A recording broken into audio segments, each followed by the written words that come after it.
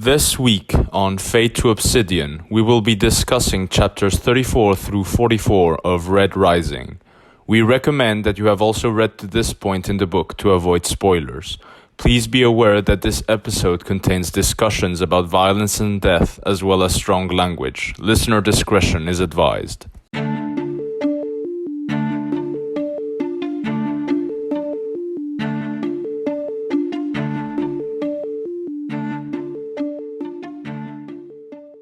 Welcome to Fade to Obsidian. I am Salem, and Crescent and Skipper have welcomed me on to the show this week, where we talk about the last quarter of the book. Thank you for being here. Yeah, thank you. It's a big episode for this one. Yeah, a lot of stuff happens.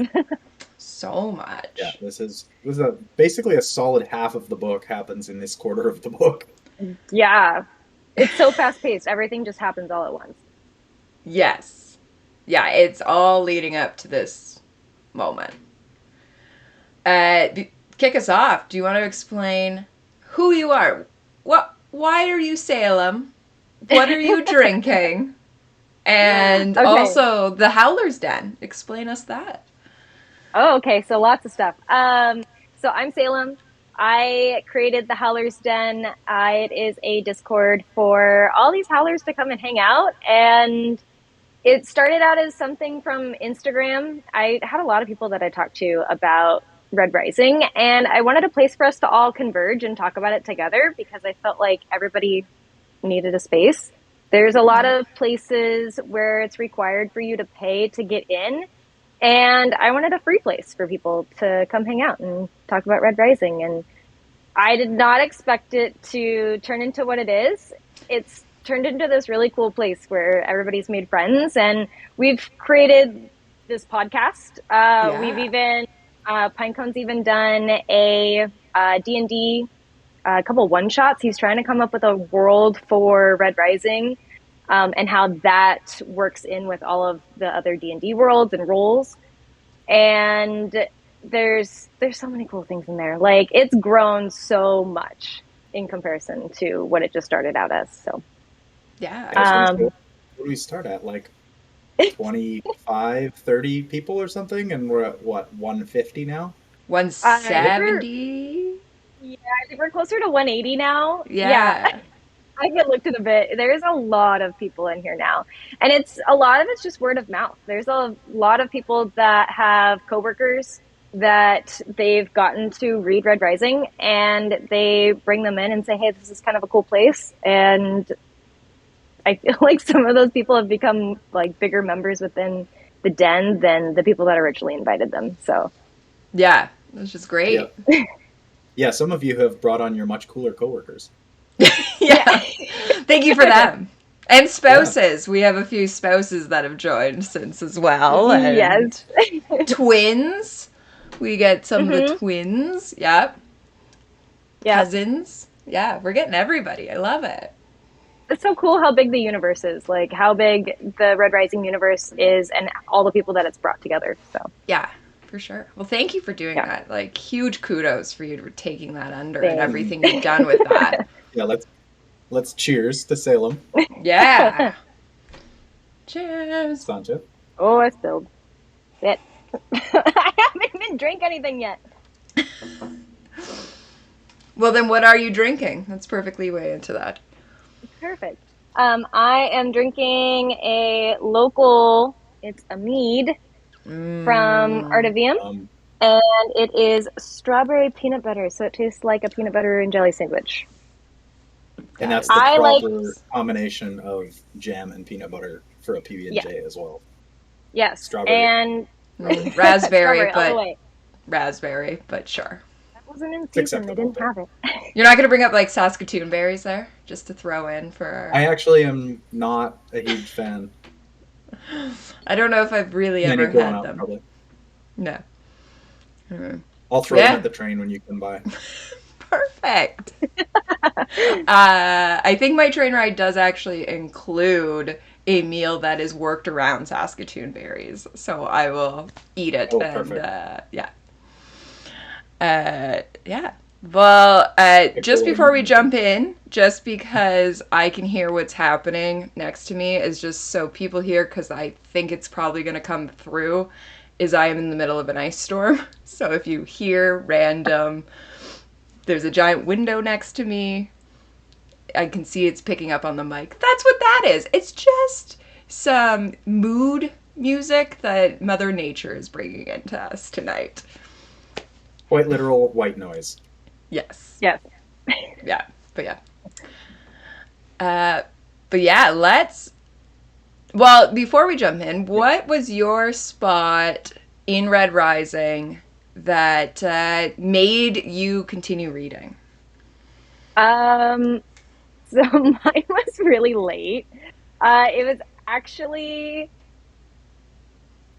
Severo comes in after he's killed the wolf and pretty much says, somebody asks like how he did it, and he's like, "Oh, I've got the tools myself. They're my hands." And from that moment, like, way through the book, I read that far, and then that was the moment where I was like, "Okay." Yeah, I love it. I love it. Yeah, that might be the furthest anyone has reported in so far. I'm waiting for the person who's like Golden Sun. Yeah, my husband really liked really liked the book, so I kept reading it. And I think his moment was much sooner than that. It was probably like right after the mining section, because him and I talk all the time about how the mining is very boring. But it's like so important for it to be there in order to get your foundation. But him and I both were like, okay, this is what it is. And I think his was around the carving. And then he just kept telling me, you have to read this. You have to keep reading. And it took me until about halfway until I really realized that I had characters in it that I liked. Yeah. Yeah. Well, yeah, because halfway is when we get Mustang, who is your favorite character. Yeah. Well, I relate to her the most. And then I think Severo's my favorite to read. Just with all of his banter. Yes. Yes. Very fun. Love it. Well, with Mustang, I feel like we jump right in because we left the last section on a cliffhanger of whether or not Darrow's alive. And yeah, we wake up in this section and Mustang's there. How are we feeling about it? I feel like it's... When I was reading it this time, there were a little bits that kind of led up to it where she lets on, especially within that last portion when they go and they take Minerva, she literally leans into him when he's like, I'm going to take Pax down. And she kind of leans in and she's like, he's going to hurt you, with concern on her face. And it's those moments where you're like, oh, she kind of has a thing for him, but doesn't really let on as much as she could. So I feel like it's fitting that she was able to find him, but also that moment of she realizes how big of a deal he is and what he can do. Yeah. With him letting her go when he's hunting with Vixus probably makes a big difference too. It's like, if that doesn't happen, then she's not saving him. No. Yeah. He was already loyal enough to her that in those regards that he wasn't going to take her down when she was at her weakest. So that kind of showed her probably a little bit more, I don't know, like generosity. Yeah. And I think a little bit of humanity when, because Vixus says he can't wait to put a bridle on the horse. And he's like, no, I'm not letting that happen. No. There's not a chance. Yeah, she definitely... I love her, like, when we see her with Pax at, during the duel, and she is still that, like, boys will be boys, basically. Being like, what is it? Like, girls don't challenge each other to things like this. Exactly. Like from the beginning, she's got that little bit. Well, and even,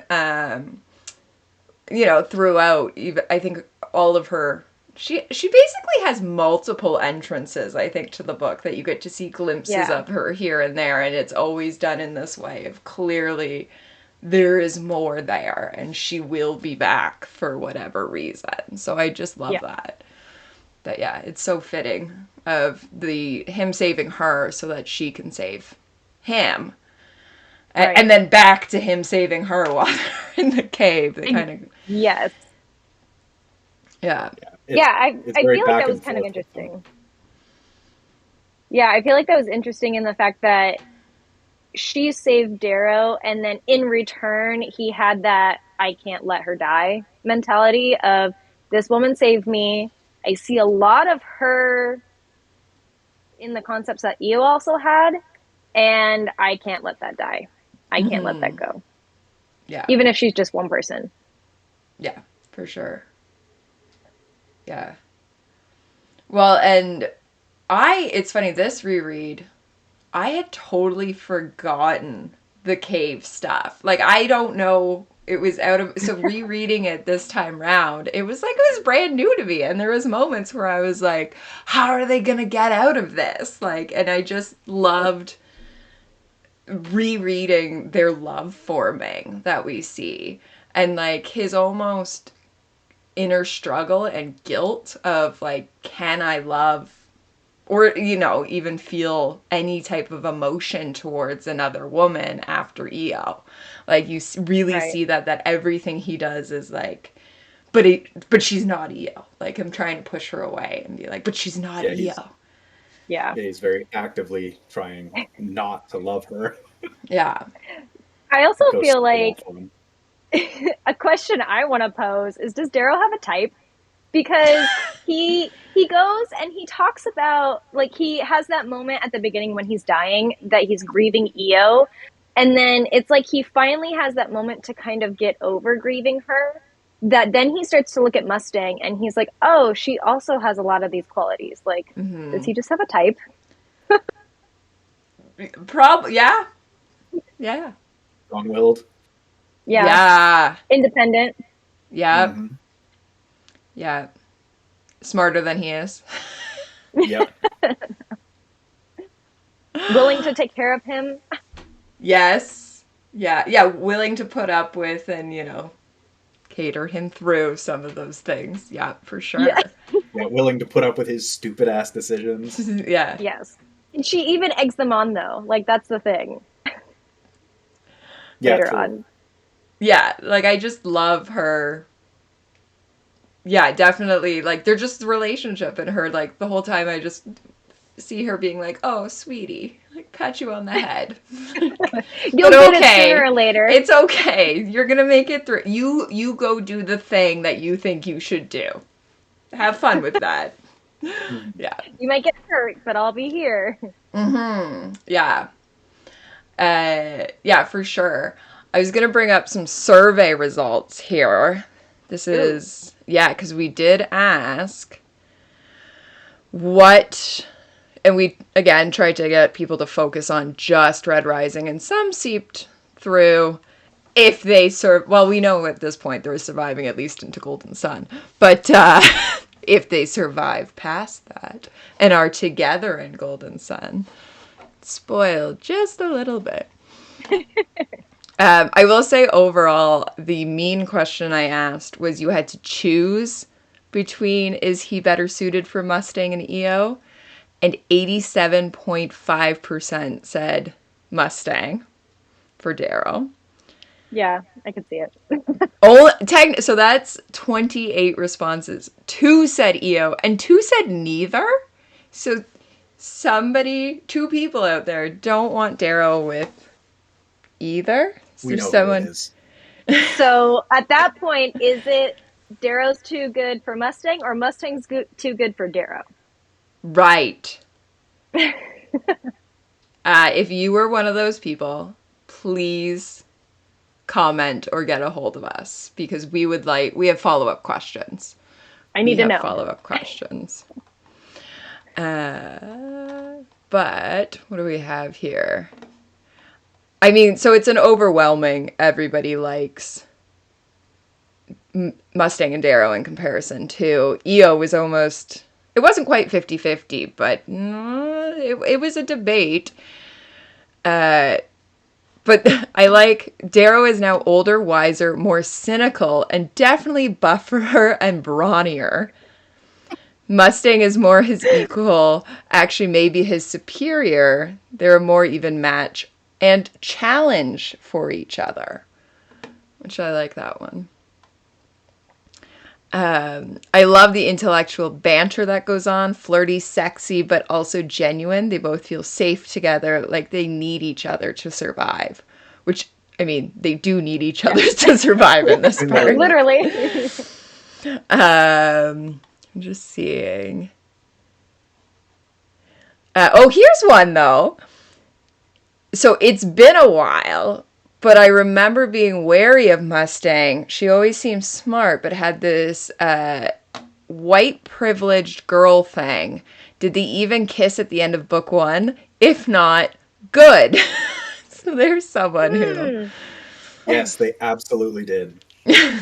They spent months in the winter in the cave together. Yeah. We know something's happening there. But they also, like, there is a written, like, hungry kiss. Oh, yeah. In Olympus. Yeah, like at the end. Yeah. A lot of people saying that Mustang is the GOAT. I think I was one of those people. Are you the one that put the hand claps that Mustang's the GOAT? Her and Darrow work more like partners or friends rather than young lovers. And that's what you want.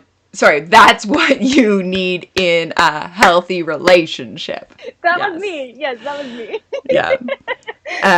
Well, someone else, I thought they were a great couple. Mustang is the GOAT. He really doesn't deserve her. I thought they'd be too busy with their personal goals to fall in love. She's amazing in her own right, and rereads, I loved their relationship even more. So there you go. Yeah, it's very overwhelming. I felt like it was love at first sight for Darrow. He was just blind to it because of EO. Mustang, I think, is a bit too powered by her brain for that, but they are definitely the dream team. I think it might have been a little bit for both of them. Because we get that tiny little scene in after the testing. Yes. And they're both blushing. By the end of it. You get that look. Yeah. Yep. Yeah. So there you go. Thank you to everyone who filled in the survey. We'll talk in a bit about what's happening next week, and we'll get a few more of those answers. And then if you are watching this right now, there will be, or in the first week it's out, there will be a survey linked below for Golden Sun. So please go fill in the survey for Golden Sun. But anyway, do the thing. Help us. Put your voice in here, and clearly... Yeah, clearly you know which ones we're kind of going after, and we'll get right on the air here. Don't stick to the middle. Pick a side, people. Pick a side. But yeah. Anyway. Yeah, I back on topic. They are definitely the overwhelming one true pairing, if you will, the OTP. Not Severo and Darrow. Well, also Severo and Darrow. They're the ultimate bromance. Yes. But everyone is knives. If you're going to go romantic, I mean, I think Darrow and Mustang's relationship is probably, even like what I said in my thing, was like they have a pretty healthy relationship because they somewhat started as friends first, but then they had a moment where they needed to trust each other. And if you don't have that trust in your relationship, or if you can't literally put your life in somebody else's hands, then it's kind of hard to actually have a good relationship with somebody. Yeah, for sure. Well, and we see throughout this, not just when they get out of the when they do get out of the caves, that they almost are trying to go back to not being like, we know they're no longer sharing a bed, which then at one point, you know, they do have that talk of, did you kick me out? Did you leave? Like, as Mustang's like, I never prep asked you to leave. Yeah. I literally just read that like 2 days ago. So yeah, and so she literally, it's that back and forth of like, he says, when have I ever slept well? And she says, when you slept next to me. He says, is this you inviting me back? She said, I never told you to leave. It's just so cute. It's so cute. Yep. Oh, I didn't tell you to leave. Come back. Yeah. It's winter. Yeah, exactly. And then even when they're doing all these different things in the snow, they're laying next to each other. She's literally curled into him at this point. It's like, you guys like each other. Stop lying. Yeah, because that's it. Is they're sitting around the fire, aren't they? And her legs are like intertwined with his or whatever it is. Yeah, and then they're laying together in the snow trench when Pax and Tactus are spooning. But they are. Yeah. Romance we need to talk about. I forgot about that part. Yeah, the unfortunately short-lived romance. I'm gonna go right into it. We're gonna talk Pax's death. We may as well. I guess we're gonna jump from here to there. Could you just go from love and life to death and despair? Yeah. And despair. Yeah. Yeah. All right. Right in, and then we'll sweep back around later for more Mustang and Darrow. No, we gotta have the downs before we can have the ups. Yeah. It's the shit sandwich. You gotta have the good, the shitty, and then your good piece of bread again. Yeah. All right. Right. Well, so leading up to that, we've got the troop back together. Yeah, the troop is back together. We've seen them kind of unite almost everybody. Like, it just seems like they're going through, parading through and being like, all right, we've taken you. Will you swear allegiance? Great. And like the oath breakers and all of that. There's a cat behind me as per usual. This is a different cat. This is the Artful Dodger. She wants to see the ice storm. There you go. You said you weren't going to show the pajamas off. Guess who's in charge of editing? But yeah, so we get them to a point, and they're fully united, and we get to see them kind of hanging out by the fire, all of that, and then which is so rude. Yeah, we're just it's going too well for them. Yep. Yeah, things aren't allowed to go well for Darrow. No.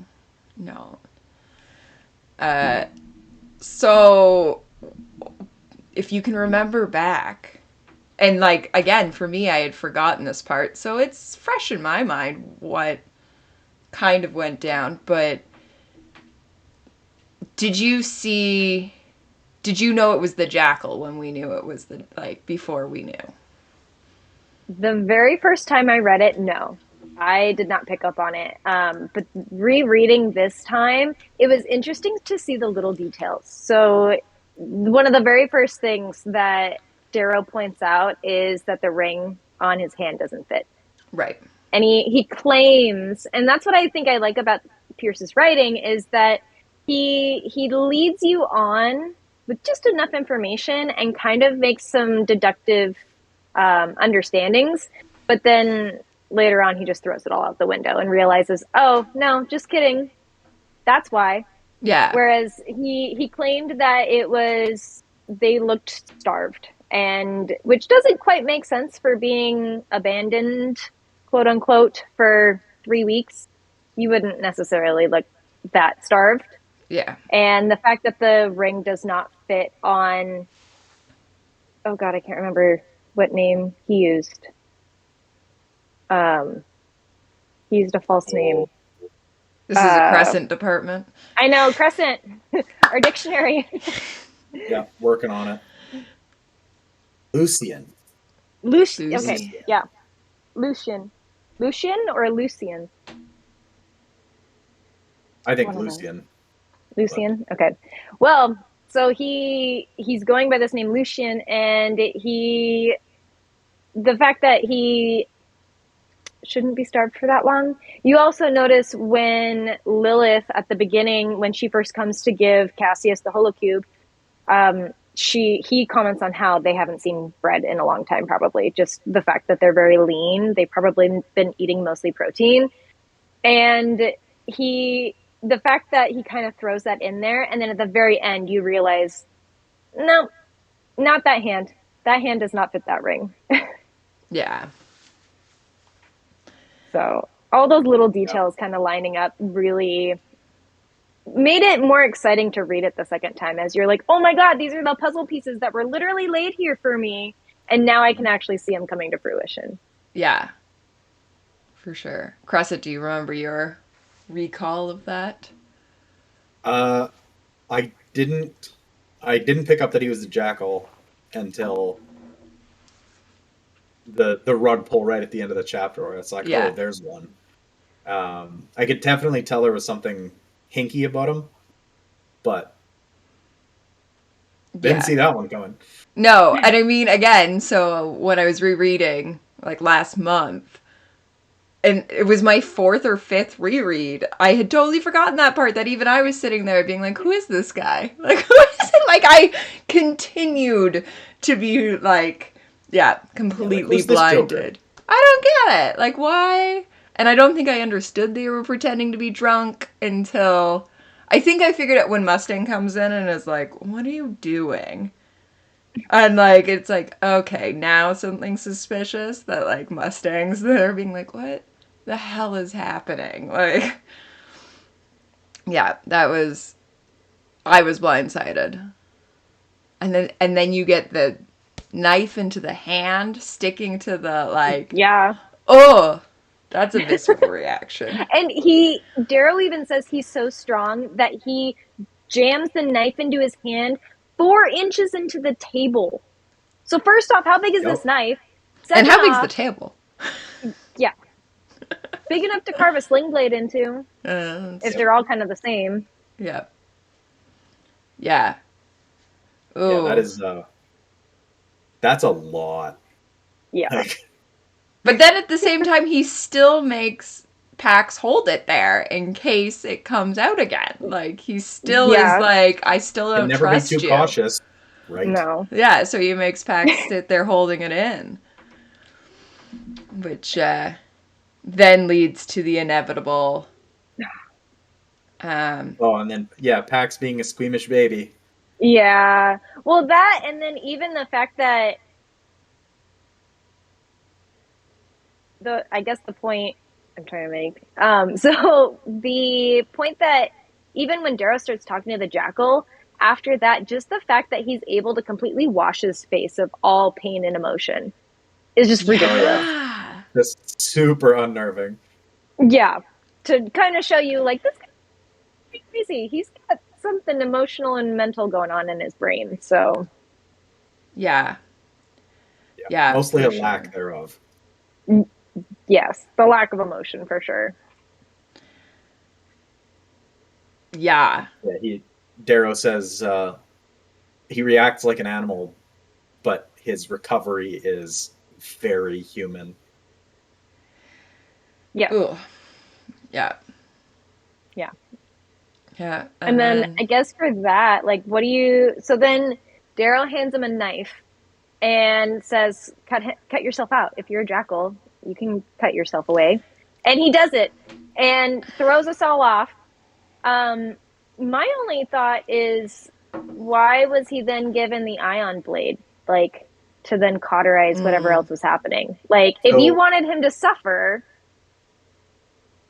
That was Pax. Yeah. That was Pax being squeamish. He couldn't take it. He's like, oh, he's got most of the way through, so he gives him the ion blade. And then it's just... He's like, oh, this is better. And it's done. And then now he's free and has a far superior weapon. And then Rookie poor move. Pax. Poor Yep. Pax. Our little golden retriever baby. Yeah, so Sweet baby much Pax. hope. We'll throw in here because I think we referenced it in a past episode about the hat, that if you are listening and you don't know about Pierce's hat, Pax's death, the whole reason, and it works so well, and why I think nobody saw it coming. Pierce didn't see it coming, is that he drew. I'm just so upset. Yeah, he drew everybody's name with the exception of, well, Mustang's not even in the room, but he knew he had to keep Mustang, and he knew Darrow, for obvious reasons. Should you kill Darrow then and there? We're lacking a book. But everybody else, and including people who were not in that room, he would have written them to be in that room. He put their name in a hat and drew one, and then his, like, Pierce's own story is that when he drew Pax, his initial response is, if I put it back in, nobody would know. But he did it because it's like, well, that's what happens in war, and like death is so random when it comes to these things that Pax took the hit. It's just so sad. Yeah. I think Pierce even said that he had a whole backstory for Pax and who he wanted him to be with and how he wanted his story to play out. Yeah, we know of, and it'll be spoilers for Golden Sun, but there's at least two characters of who he would have been in a relationship with and who he would have been best friends with during Golden Sun, and then nope. Which I think almost works better than if it was, I mean, the only other character I can think of that we would have had that visceral response is Severo. Rather, because they're the two, like, as much as Tactus is there a bunch, like, we don't really necessarily, like, we're not as connected, but Pax, he really did give that. Yeah, Pax, he really did give that backstory too, and he quickly became the fan favorite of kind of Mustang's bodyguard, and Mustang's, golden retriever is the perfect response of just, I will protect you, but also I'm so loyal, and I'm just here for a good time, like. And he even was loyal to Darrow, too. Yeah. Yeah, I was just going to say, like, even, like, as soon as Mustang's like, no, Darrow's a friend, he's like, for truth? And then just gets a big hug. Yeah. That's how my dog is when people come over. Literally, as soon as you let them in the door, they're part of his pack. Oh. Just what it is. That's awesome. Yeah. Yeah, it's so sad. Like, that's, I would say Pax's death is probably, I mean, obviously Eos is sad, but we don't really know her enough. Yeah.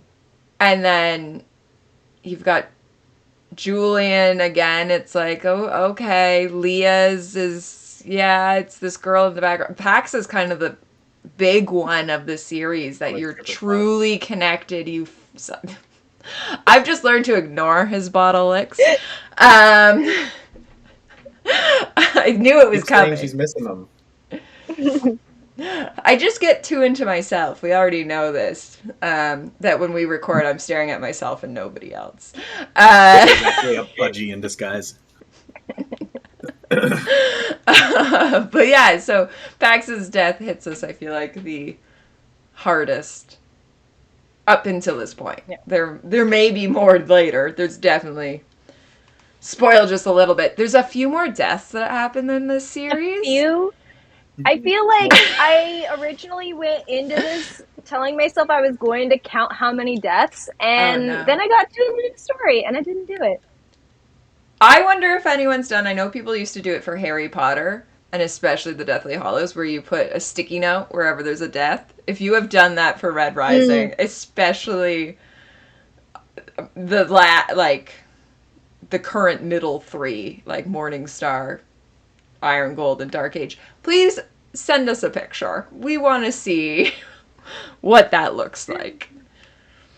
But yeah, it's just a book of sticky notes. It's just multiple. Somebody send us a picture of just a pad of sticky notes. Yep, I've probably got one here. It's just It's just that. It's just, that's the... Yeah.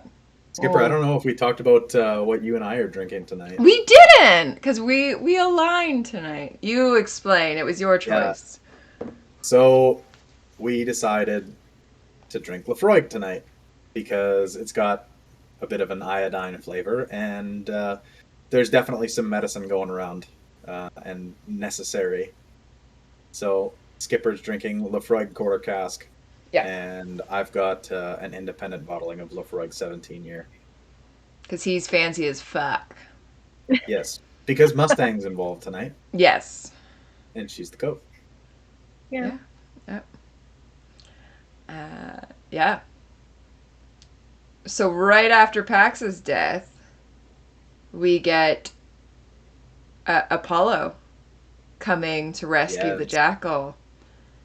And that, which we did we didn't really mention, the big reveal before this is the Fitchner comes to visit and tries to talk Darrow off of doing anything to the jackal, because I think that's the pretty much big reveal of the Proctors are working in our favor. Yeah. Yeah, they have the talk in the woods. Yeah. And then it kind of culminates with Darrow has, ended House Jupiter. And then, Fitchner comes to talk to him in the keep. And he's like, please don't. You're going to get people killed. And that's when we find out that Fitchner is Severo's father as well. Yeah. That's a nice big reveal as well. Yeah. Yep. Yeah, which I did not see coming. I don't think when I first read it I saw it coming. I feel like there were so many surprises in this one that I don't remember that one in particular. But I think it's hard, like, now looking back, it's hard to not see the similarities. Even Darrow points it out. He's like, I should have known. Mm-hmm. Like, they're both not pretty golds. They're both, like, hatchet face. And they don't really care about their looks as much. And they both say the same things, and they both have this weird, like, vulgar banter between the two of them. Like, how could you not? Yeah. And that's when we did out of context quotes, which I didn't pull any for today, just because there was good discussion in that, but not as many out of context hilariousness. Yeah, not a whole bunch of memorable clips. Yeah, but Buttercup, that was her point, was she saw it coming because of the description of how you see Severo and how you see Fitchner, and their back and forth banter is slightly different than everybody else's. Even just Severo's knowledge. Mm-hmm. That's it. Yeah. I assume that Fitchner would have prepped, knowing that Severo probably was the bottom. They assumed going into it that he would have been the lamb to the slaughter of the Institute, that he was probably, in comparison to, like, Cassius was probably, let's say, raised to win the Institute. Yeah. Julian was, we've talked about in the past, assumed he wasn't going because he was in the middle. My guess is that Fitchner raised Severo in this mentality of, you will be sent and you've got to make it through. Like, yeah. So, like, when they're in the shuttle and Julian and Severo end up interacting, and he says something about the passage, and he just says, I know it exists, I don't know what it is. I'm pretty sure he's lying. Yeah. Like, there's no way that Fitchner wouldn't have been like, okay, listen. Well, even when Fitchner and Darrow, when Darrow tells Fitchner that he understands who Severo is to him, Fitchner even kind of breaks down. He's like, don't go any farther with this because I don't think he'll make it. And even so, that even kind of signifies that he probably would have told Severo about the qualifiers and things, because he did probably know that he was in the bottom 50 and he probably wouldn't make the passage. So of course he wants his kid to live. Mm-hmm. Yep. Yeah, because like I feel like what other gold has the opportunity to learn that you can take down a wolf using your hands and teeth? Like, there's just, I think from the beginning, it's like, why do you know how to do that? Oh, were you raised, like, here's what you need to do in hand-to-hand combat. Here's how to kill a person in hand-to-hand combat. And instead, Severo then obviously makes it through the passage using probably those tactics. And then is like, also, I can kill the animals. Like, I'm on this. I've got the animals covered. Yeah. Yeah. Yeah, like he talks about knocking Priam down and stomping on his trachea till he dies. It's just like, okay, you're tiny. Priam was a freak. How'd you know? Like, how did you manage that without knowing ahead of time that you need to be just like on it right now? Yeah. Yeah. And I think we chalk all that up to be that he is this cold gold that nobody really ever cared about, and so he kind of had to do what he had to survive, which in part is true, but at the same time, I mean, who taught him to do those things? Why did he have to learn to do those things? Yeah. For sure. All right. Well, yeah, so then we've got that conversation in which, oh, there you go. You're going in the compilation. Yeah, you're in the compilation now. Congrats.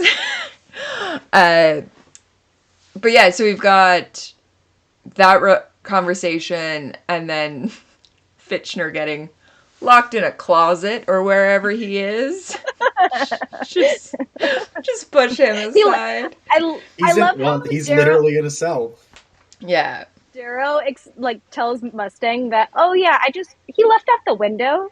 When I first read that, even when I reread this, I forgot that he shoved him in a closet. I totally thought he literally threw him out the window after he knocked him out. Like, he's in the snow. It's fine. It's fine. I don't know what you're talking about. You know, he had grab boots. Fine. He had. The keyword. Keyword. Yeah. That's another thing that Pierce slips in there. He talks about it a few times before the reveal actually happens. It's like, no, I have to wear these furs, and you know, my boots don't fit right, and like, oh, okay, you see it the second time through. Yeah. Well, and you also know that to steal the Easter egg. Yeah, Darrow's clearly ramping up to it because he's testing of when is Fitchner able to touch me and when can I, right? Like, the force field's off now. And when, Yeah, because then you get the great high in the sky, which I think is one of my favorite parts in this whole series, is just everything that happens in the sky. Like, either the Proctor's just watching them, and then when you get that, like, him and Apollo up there, and this moment of, like, oh, no, it doesn't matter that you're trying to drop me. Like, I love that. I absolutely love it. Yeah, Apollo threatens Mustang, and Darrow's like, nope. Not today. Yeah. And then, I guess, from that, we can jump to Severo hiding Darrow's redness. Yes! In the hollows. Yes. Take it away, Crescent. Do it. Oh no, that was my lead in for you guys to take it. No, you're the dictionary. Give us the quote. What's the quote at the end? I feel like you have to read the quote on this one. You can't just, because it's such a mic drop. Edit. Yeah. Severo is near me. In his eye, I see a subtle difference when he looks at me. The conversation we had when he finished editing the tapes was short and frightening. It echoes in my ears. The audio in the storm was scrambled, he said. Couldn't make out the last words you said to Apollo, so I deleted them. One of my last words was bloody damn. What does Severo know? What does he think he knows? The fact that he deleted it means he thinks it's important enough to cover up.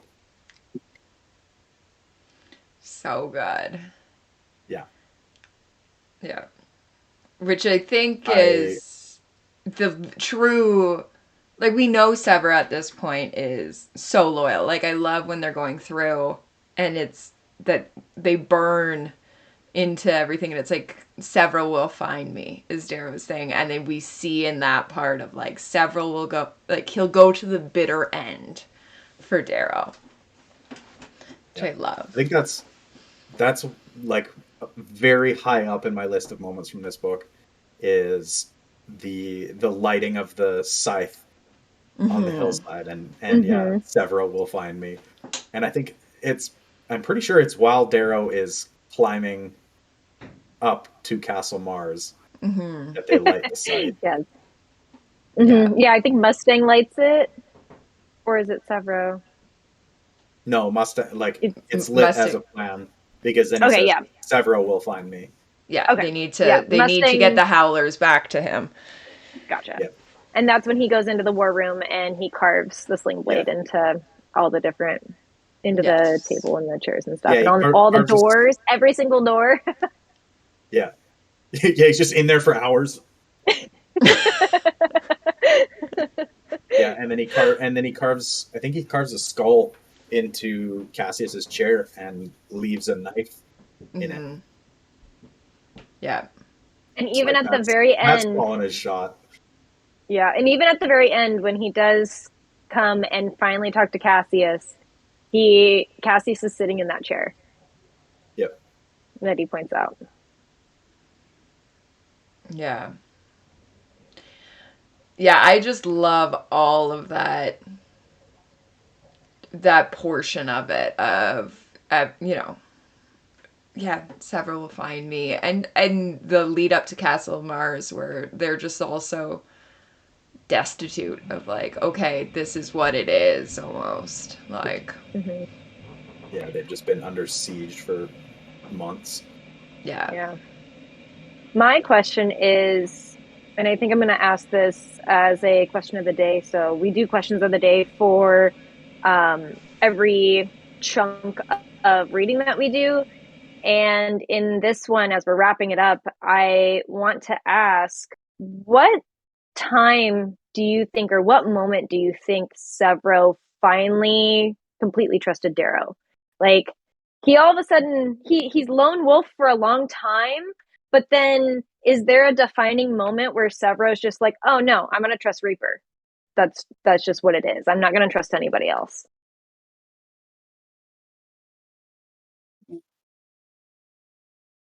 That is when did their bromance start? That is a fabulous, that even on the recent reread, I don't think I fully picked up of.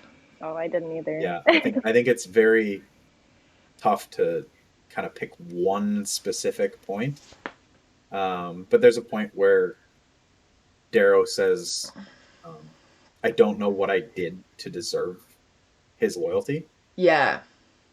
Yeah, so we don't, I mean, and we see everything through Darrow, so. Yeah. Yeah, so I think probably somewhere around there. But I would say the point where it's like absolute is when they share the ringless discussion where they take all of their house rings off and away from the micro cameras and whatever, and he's like, oh shit, he's actually looking out for us. Yeah.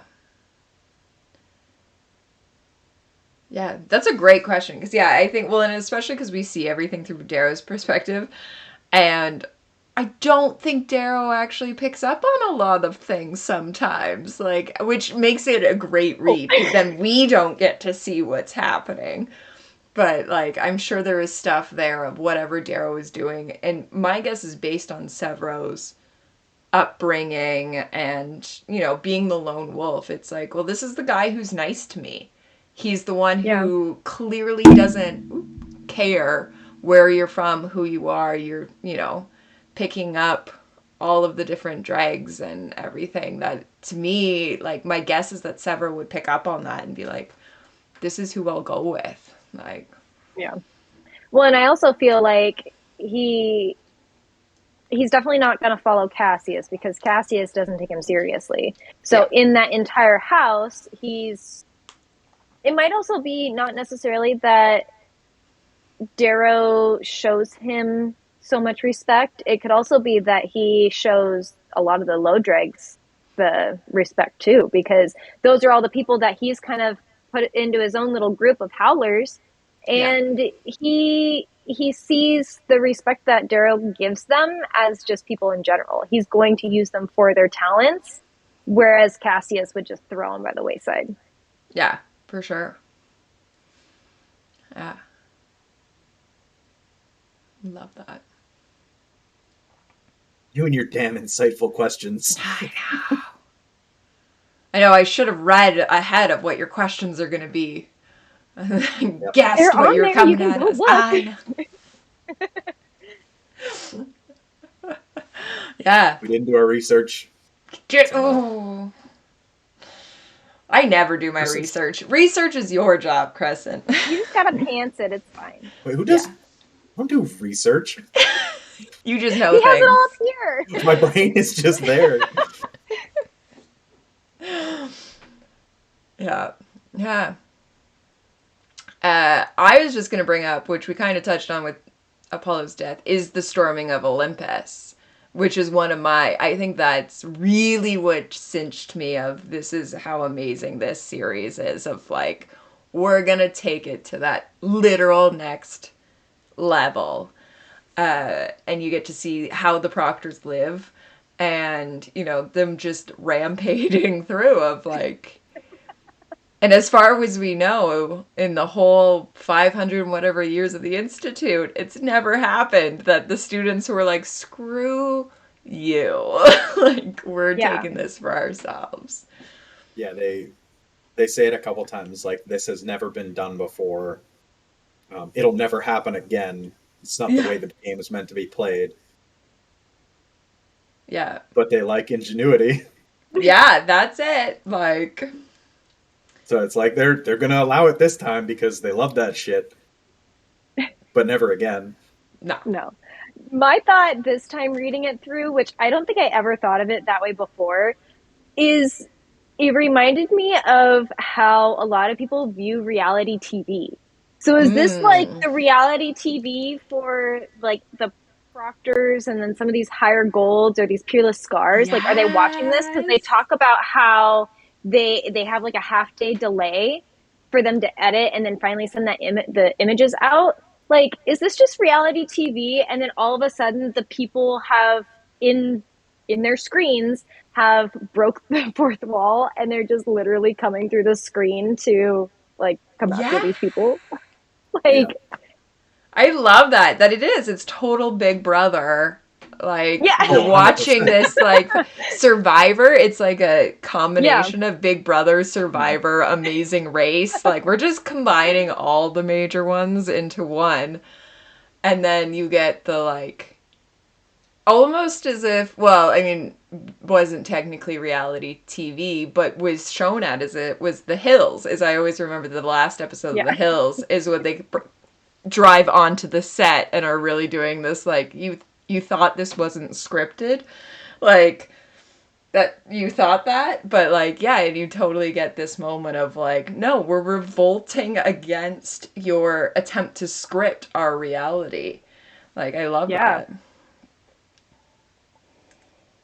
I hope Pierce watched The Hills, and that's where he got that inspiration.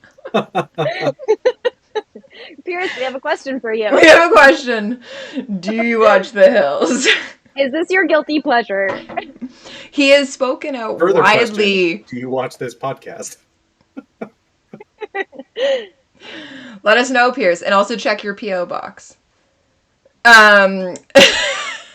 But he has spoken out widely about the Kardashians, that he often on Twitter used to say, like, why do we idolize this group, and why is it that people are so...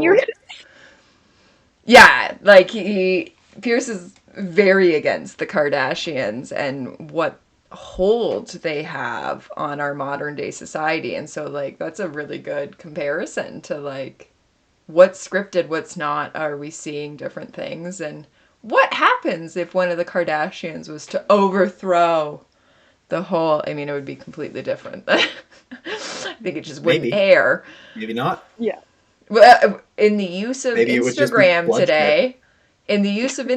today, if one of them was to overthrow, we could fully see it on Instagram Live. We don't know. Oh, yeah. But, yeah, definitely, I like that comparison to the reality TV. It's so true. It's so true. Yeah. Love that. But otherwise, I mean, that was an absolutely phenomenal scene. Like, the fact that the fact that grab boots can carry so much. Like, yes! Here. And then I love the idea of Darrow in grab boots holding on to the rest of these howlers in a train. Yeah, it's just barrel of monkeys. I think there's fan art. They're like on a belt or something. Yeah, it's like a rope. They're literally It's just hanging like on they're to a literally rope just going like... up. Which takes so much effort just to hold onto the rope. Never mind Darrow having to hold the rope. Like... Yeah. Well, at that point, Darrow is wearing Apollo's pulse armor. Yeah. Right. So that's going to give him... So he's got that at least. But, like, that's exactly the way I imagine it, is just the game Barrel of Monkeys. Yeah. And just, like, everybody hanging on. Just like a chain of people. Yeah. Oh, my God. Yeah, because again, just to hang on, like, I've done aerial stuff, and just to literally hang on to stuff is so much body effort. That, like, good on them. Even hanging onto a bar that's designed to be held onto. Yeah. Or bouldering or anything. Yeah. Like, and that's a step above yet. But just like, a bar versus a rope even is a huge difference. Oh yeah, it's the first thing you learn in aerial silks is literally just, can you do double-handed hold it for like 10 seconds, because it's so hard. And that's what they're all doing while moving. So you're gonna have the wind flow again. Oh yeah. And several hundred feet above the ground. Yeah, like it's not 10 seconds they're doing it for. No. Well, I guess we don't know how fast grab boots are. Yeah, but then it's going to make it harder. You're going to have the resistance. We need an engineer. We need someone to work this out for us. Yeah, we need an adult. Really. Someone get us an adult. Who can math for us, please? Yeah. Pop Top, you're up. He's a geologist. He's a geophysicist. Our review episode. Okay, okay, the physicist. Pop Top, you refuse to come on. Pop Top is our joking manager, because he set up this whole thing and refuses to come on an episode, and this is your one job, Pop Top. Figure out the math. He doesn't even have to show his face. No! Pop Top, just get us the math. Even if it's like an equation, like on the board, like, that's all we need. Yes. Yeah. Yeah, send us a picture of a board with the math. Yeah. And we'll put it up. I just need to know the force that they need to hold on for that long. Yeah, like, what is based on their weight, how much weight? Oh shit, I could probably do that. Oh. I'm not going to do it right now. I can't. That's all biomechanics. I just wasn't going to volunteer for it. I'm not the math Maybe person later. Here. I'll send you a file later. I don't know if the math will be right. I'll send you something. Figure it out. I love it. Yeah, and then when they get there, they just are prepped to storm the place. And like... Yeah, they're just like, all right, full go. wherever those proctors are, just tie them up. Like, I'm picturing them with, like, zip ties and everything, too. Like, we're prepped. We're ready. Just in your pocket. Yeah. Just got it. I don't know, but zip ties are pretty easy to get out of. I don't know. Have you seen like the Sam, are you speaking? You just do it over your knee. I play with zip ties at work all the time. There's levels of zip ties though. They have like handcuff zip ties that are like 2 big loops, and they're like this thick. And what if it's behind your back? Yeah. I don't know. You just do it behind your back. You have enough force. You pull it out. It's fine. I need to go experiment tomorrow. I have zip ties at work. We can... This is what Seattle's going to be. Everyone come to Emerald City Comic Con to watch me and Salem figure out zip ties. We'll go jump in the ocean, and then we'll tie each other up in zip ties and figure out how to get out of them. Yeah. No. It has to be zip ties, then ocean. Whoever gets out of the zip ties survives the ocean. Crescent wants us to die. No, I want you to get really good at getting out of zip ties. Alright. Yeah. I need to live. The water's cold. The water's so cold. It's today. Oh my god. Yeah, again, if you're watching this, it's coming out the Wednesday before Emerald City Comic Con. Both Salem and I will be there. Come find us. There's about, at this point, we know of 10 howlers that are going. If you are a howler listening and you don't think we know you're going, let us know. We might jump in the ocean. It sounds at this point like we're almost committed. No might about it at this point. Yeah. You do not have to jump in the ocean with us. But if you feel the need to be a true howler and do a stupid thing like that, you are welcome. And then if you get zip tied before or after, that's a whole other discussion. You're not allowed to die in the ocean, and nobody's going to throw you in zip ties. Disclaimer. Also, Crescent's not going. He's going to be snowboarding that week. Yeah, Crescent won't even be there, so. Damn it, Crescent. I know. Snowboarding planned in advance. Planned this after I had snowboarding planned. Well, okay, I was going to say my plans have been here for a while. I can see you from the top of the mountain. Mm-hmm. I don't know. How tall is your mountain? Can you see past the Cascades? Tall enough. Maybe. I don't know. I don't know. They're pretty tall. I'm gonna be in West BC. Oh, yeah. You'll see us. I'll wave. It's fine. Yeah. Well, I'll fire off a flare. Yeah. And then the following week, I'm taking the train all the way from Vancouver home, so I get to wave to Crescent as I go through.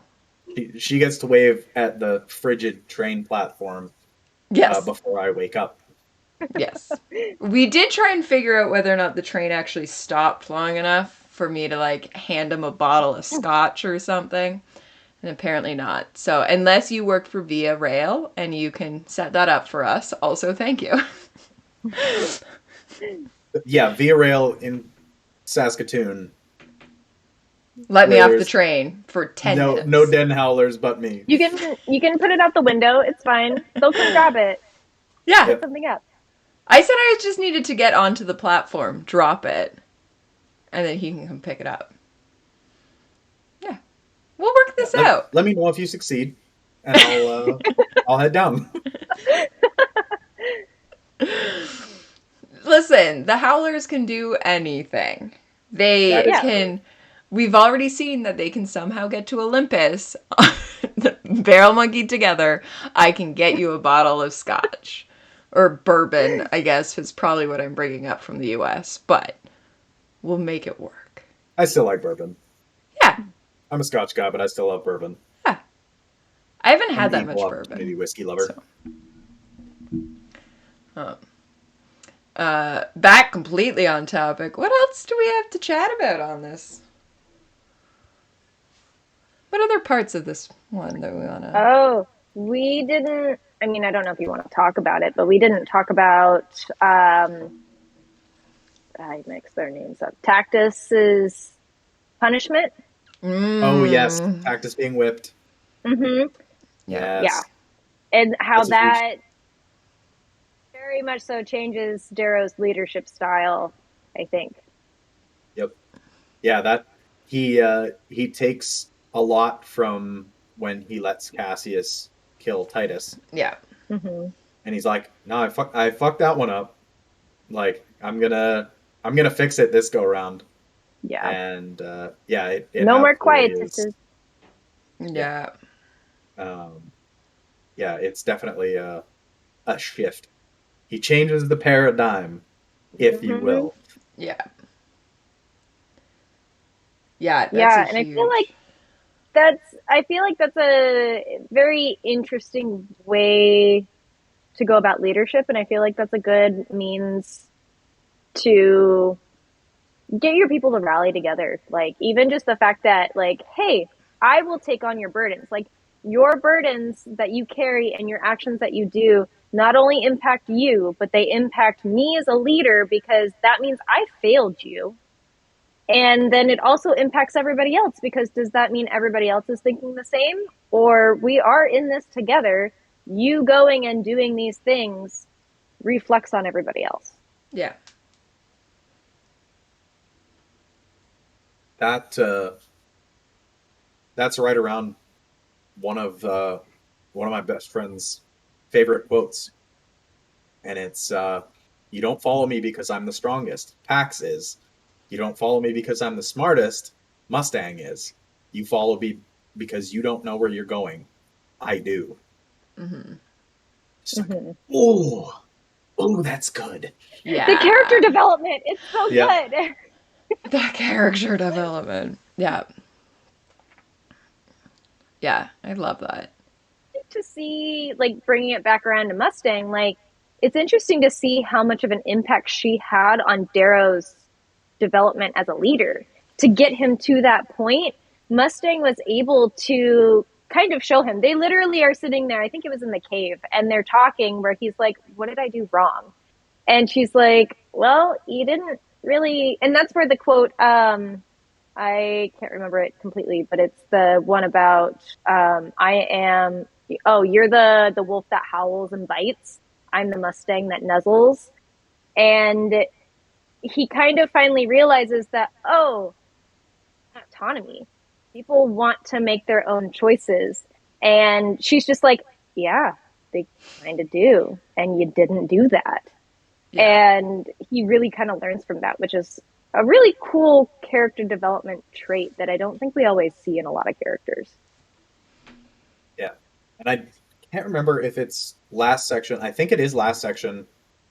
But it's also very relevant here. It's like, you can treat your friends like slaves and they'll love you. But if you, or like servants and they'll love you, but if you tell them that they're servants, they'll kill you. Yeah. And it's like that. I think that's right before Cassius stabs him. Yeah. And then that, I think he takes to the gut. Yep. And then to heart. Yeah.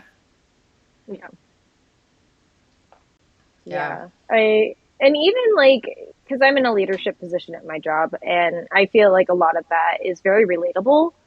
And if you do treat your people like crap, they're not going to want to follow you. They're not going to want to do the things that you need them to do. If you give them the choice, like, literally, it's as simple as, hey, you could do this or you could do this. Either one is going to help me, but you get the choice. Yeah. I think that speaks volumes if you can do that as a leader. Yeah, definitely. Yeah, and just having the other input and making sure that they're engaged in whatever it is you're doing and can back you, then they're going to fully follow you. So it's those conversations, it's that communication of like, hey, what do you want out of this? Because this is what I want. Like, in the whole institute, they know, like, so you're supposed to be winning it, and there's only really technically one winner who comes out of it, but obviously then people are seeing of what was your strengths and weaknesses through it. So it's like, okay, well, why would you follow someone when you could win? What is your benefit? And if you are that person who says, well, I'm not the leader, okay, then what do you want out of it so that I can be your leader? Yeah, for sure. Like, Mm-hmm. that's that total. Which is like, you know, we get that moment of, like, in theory, Mustang could have won it. And she, you know, just kind of said, you know, nope, just give it, you know, over. And that's her pretty much decision. Because in theory, like, they're partners through this. So why is it that he gets it and then... Yeah. He even tried to make it so that she was a leader of that army. Like, there's one point where he says, "Oh, our army," and she's like, "No, it's yours. It's not mine." Yeah. And I feel like that also kind of speaks volumes, as she understands the game as one way and he understands it as another, but both of them understand that there's only one winner.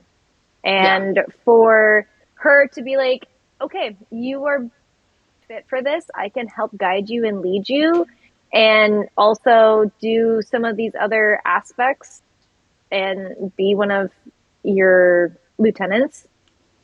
But in the end, like, you're probably most fit to do this." Mm-hmm.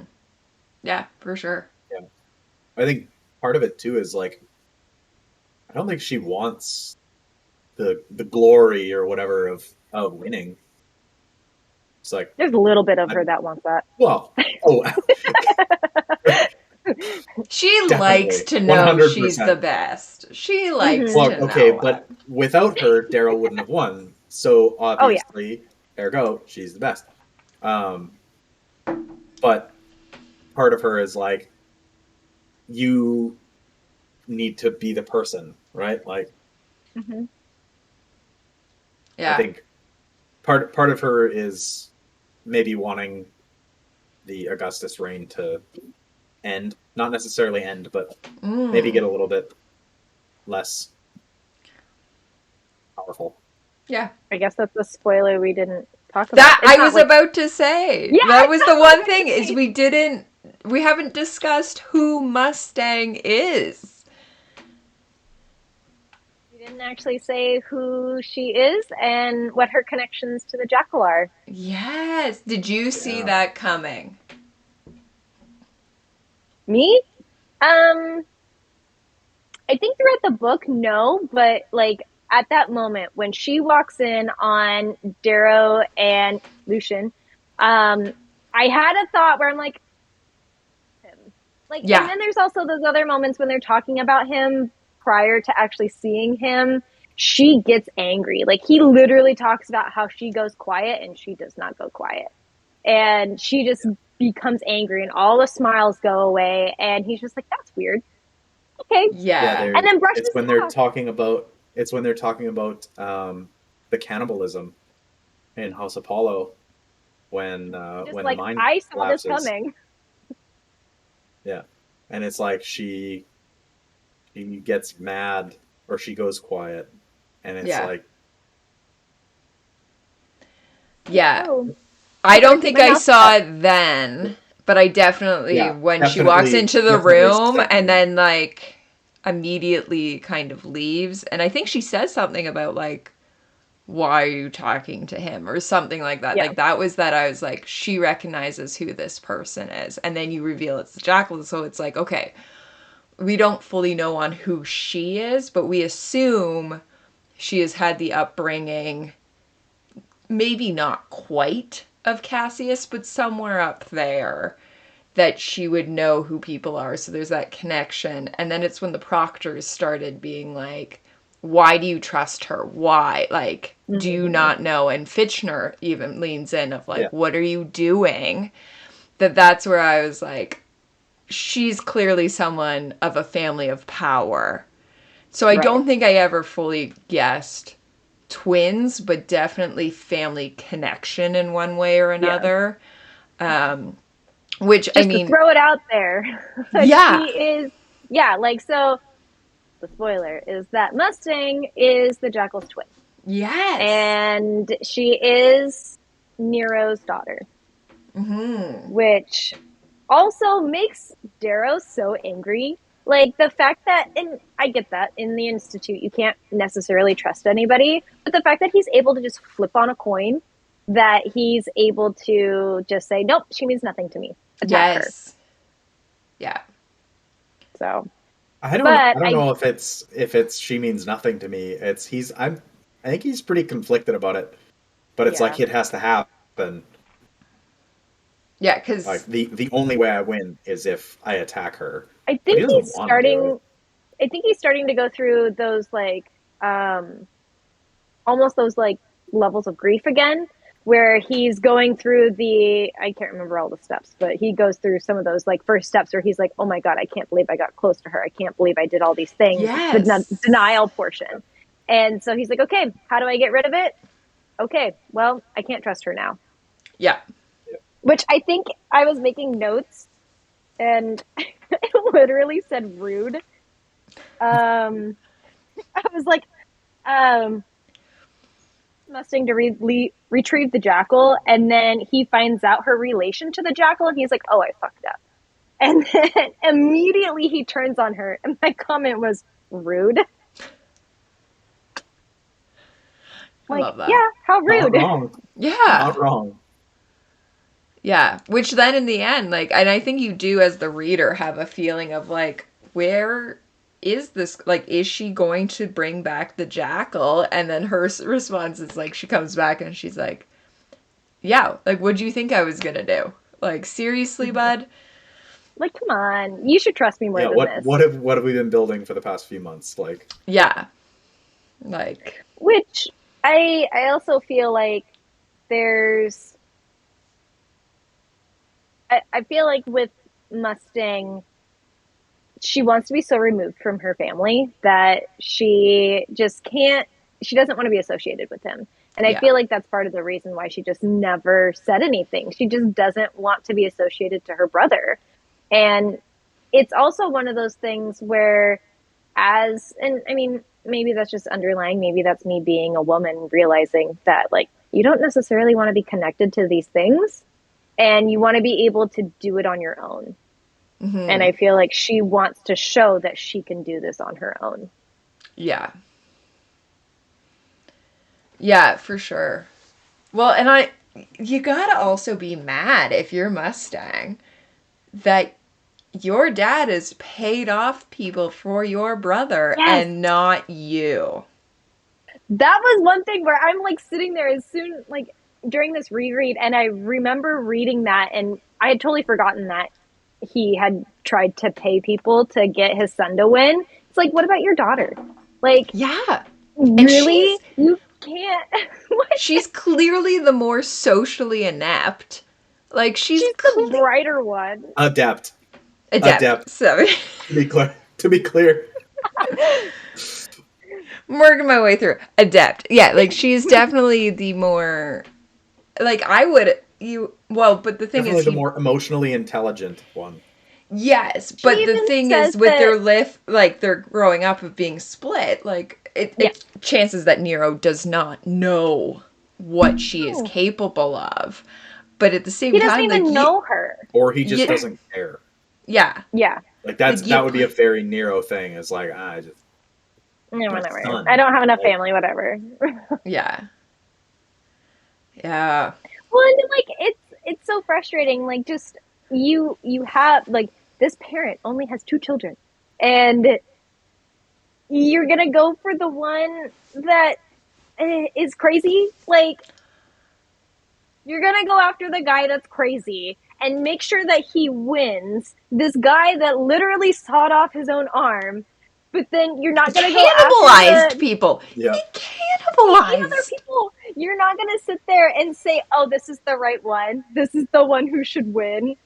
But then you have this other one that's literally become Primus and like gathered all these people and has like literally a giant army with this other guy. Like, really? Come on. Yeah. Come on. Yeah, like, why wouldn't you bank, or even halfway through, like, switch where your money's going? I don't know. Like, yeah, like at one point, do you realize you backed the wrong horse? Oh, God. Well, he's so stubborn, he doesn't give a shit. Like, doesn't... For sure. He says at one point that his wife wanted him to make the jackal win. And it's like, okay, that's great, but you can make your own decisions. Yeah. Like, you obviously know which child is the smarter of the two. Like, granted, Jackal is smart. I'll give him that. He's a very bright person, but he's sadistic. And he does not make a good leader. So why would you want him in society as a leader? Yeah, for sure. That's it. Is also like, Nero, this is your legacy. This isn't just some schoolyard game. This is like the legacy and why of the goal. It's not just your family. Smart? Like, yeah. I'm just thinking of, as we're talking about this, reflecting on the two different sets of twins. The Cassius and Julian, who love each other to the end of the earth, and the Mustang and Jackal, who want pretty much nothing to do with each other and are pretty much raised to be at odds with each other. Like, it's very interesting of that dynamic. It's interesting too, just because that comes down to familial standards. Like with Nero, and you see that obviously in both of his children, that they're very competitive. And it comes down to the point that anybody can be a competition and you need to hold your own stakes. Whereas with Cassius, his relationships with his family, those are your like all in bonds. There's no roundabout to it. That's who you're going to defend. Yeah. And it's your pack, your family against the world. Whereas with Nero, it's you are by yourself and you are against everybody else. Yeah. Yeah, nobody's coming to help you. Yeah. Except Daddy, apparently. Not even then. At least not in Mustang's case. Not in Mustang's case, yeah. Yeah, which then leads into the very end of this, which is Nero signing on Darrow. And, like, part of it to keep his silence. And, you know, I mean, it's probably also Darrow won the whole thing. It makes sense, but also it's a very deep-rooted, your friends will not talk about this kind of a situation. Yeah. Well, and, like, Nero doesn't believe that they're loyal to him. It's like he doesn't understand the relationship because that's not something he would do or be a part of. Yeah.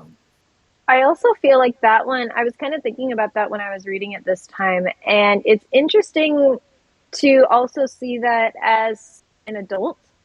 And yeah, if you kind of relate it back to like high school, you have all those friends and stuff in high school that you really do think that you're going to be with for the rest of your life, and they're faithful to you like through and through.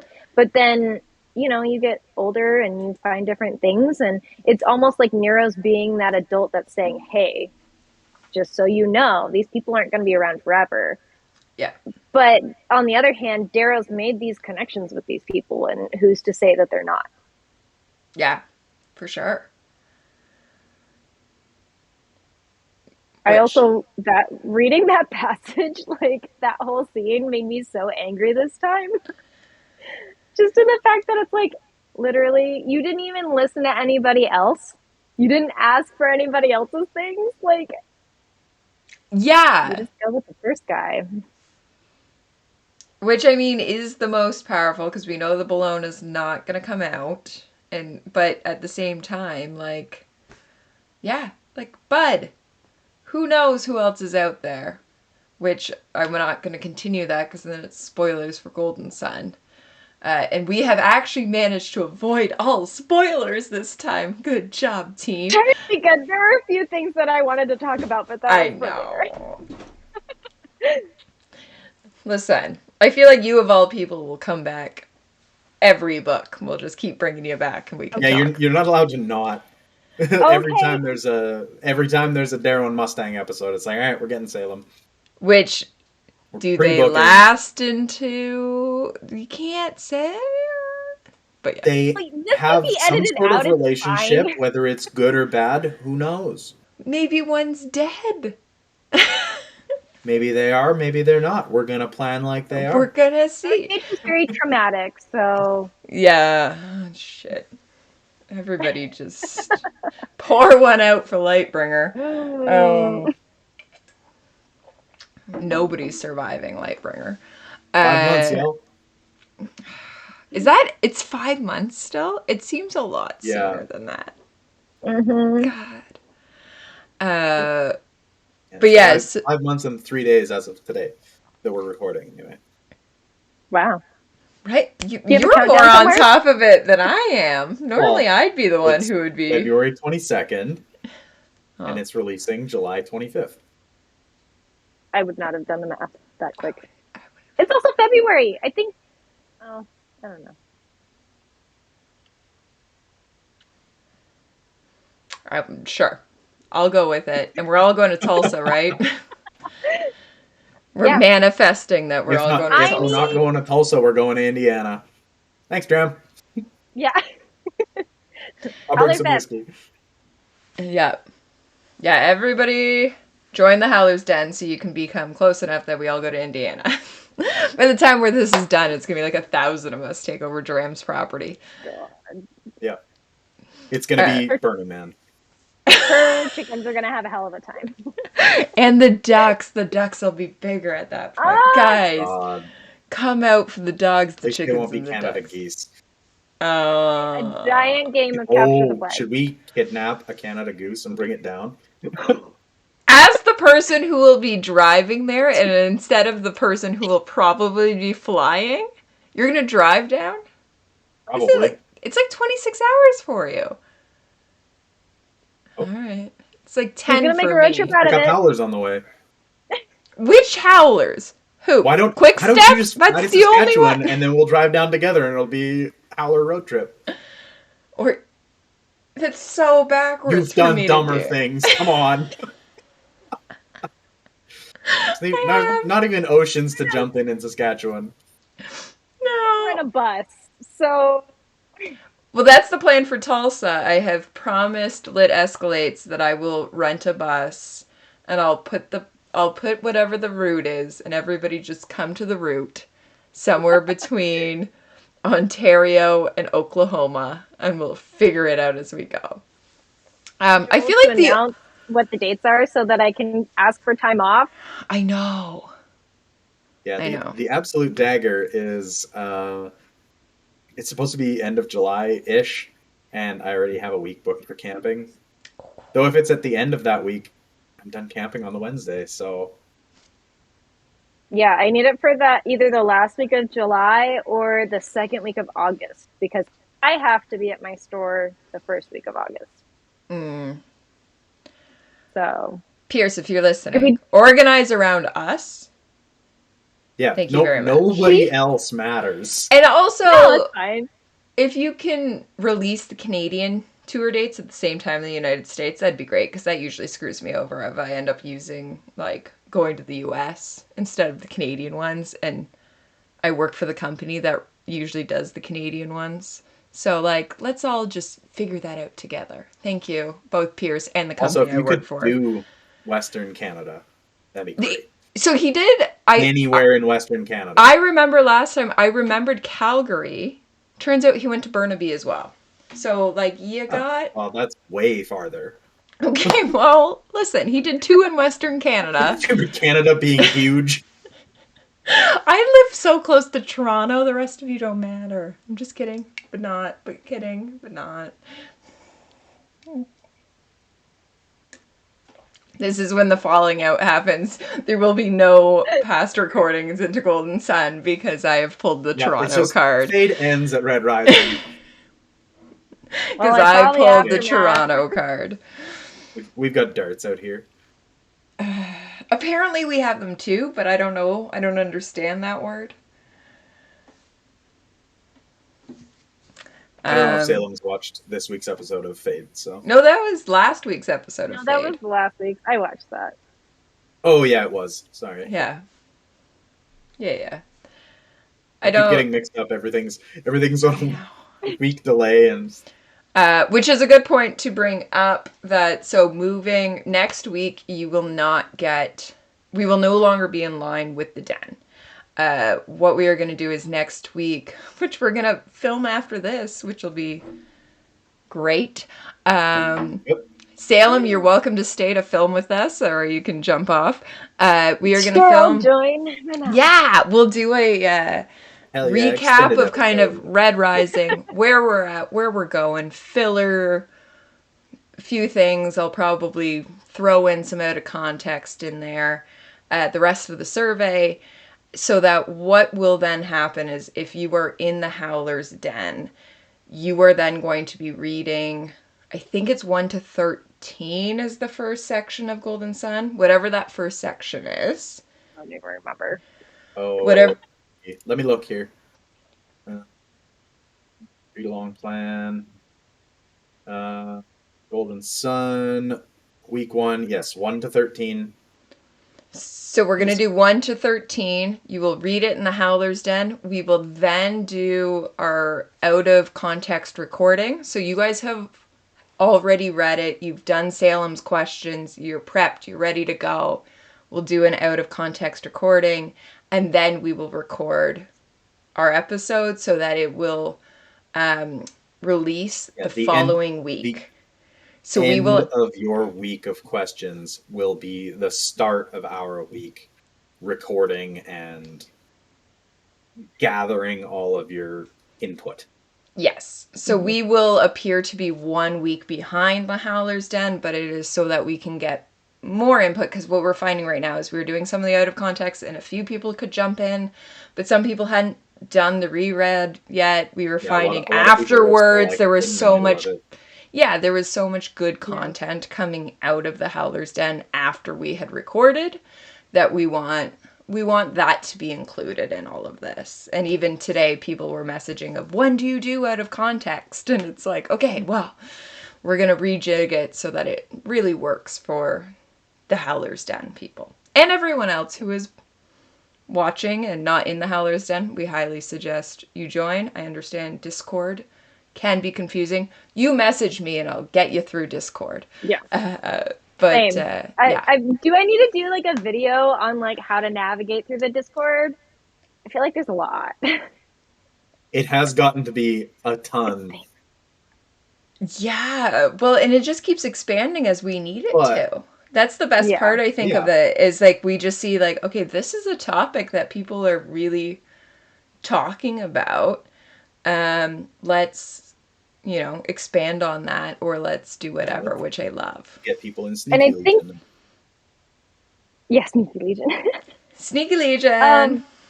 I think that's another thing that I really enjoy about managing the den is that I want people to be involved. Like, I don't want somebody's ideas to just be out of, like, not represented. I like June's Kitchen. We literally named a food channel after June because June's the cook of Minerva, and Crescent helped with that one on June's Kitchen. So yeah. But that one I've had a hand in more than I would necessarily be expecting. It's fun. Like, somebody has an idea and it's like, oh yeah, totally, let's do that, and then we just all collaborate and bring it together and bring it to life. Yeah. So June's Kitchen is food pictures, food recipes, whatever you want. We have Sophocles' Sanctum, so everyone can see all the animal pictures. Did you also need Sophocles' Sanctum? Is that why you pointed to that one? I did that one. I did Cavix's More Magical World, which is the D&D. That is our D&D. Technically, you named Fade to Obsidian. One of my friends the other day said, you have a penchant for naming things. Dude, yes. It's only when I get led there, I think. When you're given some options. It's not like somebody is like, I need a name for a thing, and I just like, but if somebody starts it, whoo! Yeah, howdy, am I there? Well, and I think, Skipper, you did the Carver Station. You suggested that one. No, I don't think that was me. I don't know. I don't remember who did that. Somebody's did. I'm terrible. I'm terrible at naming things. That's the thing. Is so. I don't know if you watched or listened to today's what would have released an hour before we were filming, and it's funny if you didn't. I haven't listened. But we made a joke about how it was the two of us in Checkmate, and we're all moderators. But part of the Pegasus Legion is like naming people, and I am the worst. I'll tell you why I don't like the person's howler name. I won't give you a good response on what it should be. Yeah, I'll just be like, not that. I don't think you've ever suggested any names. No. Usually I'm just the person who's like, do you understand the connotation of this and this and that? Like, no, not that. I need that. Not that. Let's look at like the cultural representation of this. No. But I don't Please tell me things. that I don't make anybody mad. Yeah. I don't name things. I just go, that could be a derogatory. Let's not name somebody broad. That was almost one. And I was like, we're going to leave that one out. Thank you. Oh, no. But yeah, I don't name things. Okay. Yeah. I always, that's, I'm not Cassius. Let's just go with that. I'm not as... Fine. We also... Not a dolphin. We've also got a couple other fun things, like Library of Erebos, which is a spot for everybody to drop whatever else they're reading that's not Red Rising. I mean, it's a library. Why not? Yep. Gosh, we have so many channels now. Songs of Persephone. And Songs we just cracked into our collaborative Howlers playlist. Mm-hmm. Yeah, that's new. So there's a link in there. It's pinned to the channel. And you can go ahead and get in there and like it. And then you can add whatever songs that you like that remind you of Red Rising. Yeah. Ragnar's Ruins. So you can do your tattoos. Both Red Rising, and some people will throw in whatever other one. Was that Crescent? Do you have a Ragnar? Do you have I do not have a Red Rising tattoo yet. I thought you I will before the end of the year. For sure. At least one. See, I have the unfortunate rule it'll be a tattoo. The author has to be, which I did already break, but still, the author has to be dead before I tattoo myself. Just in case what they about come out. Dead to You? Because maybe after Lightbringer, that'll be out. Depends how ruinous it is for our emotions. Yeah, I did break the rule because I do have on my leg, it's C.S. Lewis and Tolkien, who are obviously dead, and then Robert Munch, who is still alive, but he does not ever do anything publicly, so I don't think it's ever going to come out of like, ooh, accidental Nazi. So I do have... But I've always wanted a Red Rising tattoo, but I have my own rules about that, so... But if you have them, I more than support. Yeah. Yeah, no, mine are just other tattoos. Yeah. If you come jump in the ocean with us, you can see my tattoos. That's how that works. Dang it, I was going to look for a swimsuit today. Yeah. I don't think they sell those here this time of year. They do. They're out. They do. Right No. Here. No, different. You're in Saskatchewan. Yes. It was -40 today. Correct, and that's why they're out of season and they're cheap. I know because in retail. Yeah. Yeah. Well, that and people were trying to crowdfund me a wetsuit because I'm dumb enough to jump in the ocean throughout all of this. So I feel like right now what we need to do, is there anything for the end of the season, section? Let's do a sign off and we'll start up the next podcast. So are we all good for... Thanks everybody for joining us today on the episode of Fade to Obsidian. Thank you so much to Domina Salem for joining us. Yeah. And thanks to Skipper for doing literally all of the editing today. There will be so limited editing. I'm so excited for this episode. Honestly, we crushed it today. We crushed it. You're welcome. Somebody didn't turn off their camera halfway through. We're great. We are good. We didn't spoil Dark Age. We just got that drill bit portion. It's fine. We love you, Drillbit. Maybe Thank you for attempting to... I think we will. Fantastic. Thank you, Drillbit, for attempting to join us, and maybe another time. Yeah, if it's planned, We would love to have you on. Yes. All right. Night, everybody. Okay, thanks, guys. Good night, everybody.